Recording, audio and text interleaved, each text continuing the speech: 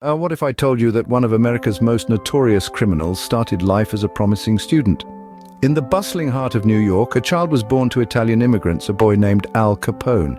He was an academically promising student showing an aptitude for learning. However, a twist of fate veered him away from the path of education, steering him instead towards the clandestine world of crime. Al Capone, once a bright young boy, was on the path to becoming one of America's most infamous criminals. Capone didn't rise to infamy overnight. His journey was a gradual climb up the ladder of organized crime. As a young man, Capone was drawn into the underworld of Brooklyn's 5 Points gang, where he was tutored in the art of racketeering. But it was his move to Chicago in the early 1920s that marked a significant turning point in his life. Chicago, with its bustling streets and vibrant nightlife, was ripe for exploitation. The Volstead Act, which ushered in the era of prohibition, provided Capone with the golden opportunity he needed. He quickly seized control of the city's illegal alcohol trade, turning it into a lucrative business. His operations expanded to include gambling dens, brothels, and protection rackets. In 1929, Capone was believed to be involved in one of the most notorious events of the Prohibition era, the St. Valentine's Day Massacre. 7 members of a rival gang were brutally gunned down in broad daylight, a shocking act of violence that shook the nation. Although Capone was never formally charged, the incident only served to enhance his reputation as a ruthless and powerful gangster. By the late 1920s, Al Capone had become a household name, striking fear and fascination in the hearts of Americans.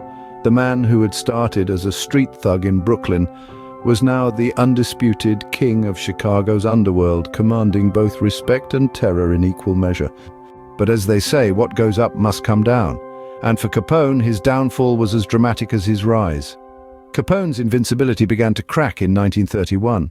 The man who had once seemed untouchable was arrested, not for the countless crimes committed under his rule, but for something as mundane as tax evasion.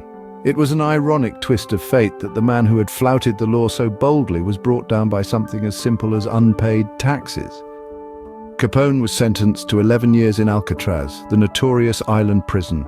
There, stripped of his power and influence, he was just another inmate. His health, already deteriorating due to untreated syphilis, worsened in the harsh conditions of Alcatraz. His mental faculties declined and he spent his last year in prison in the hospital ward before being released on parole.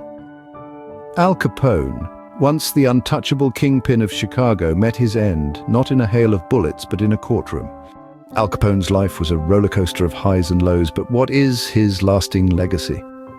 While his fame was built on a foundation of illicit activities, Al Capone's larger-than-life persona has transcended the confines of his time, permeating the realms of popular culture. From the silver screen to the pixels of our television sets, Capone has been immortalized time and again, each portrayal adding a new layer to our understanding of this complex character.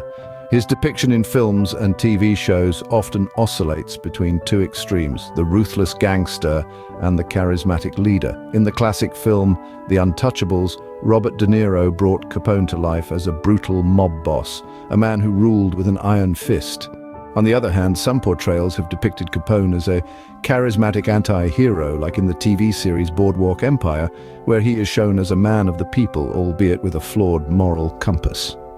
Beyond his portrayals in film and television, Capone's life and crimes have also become a subject of ongoing fascination.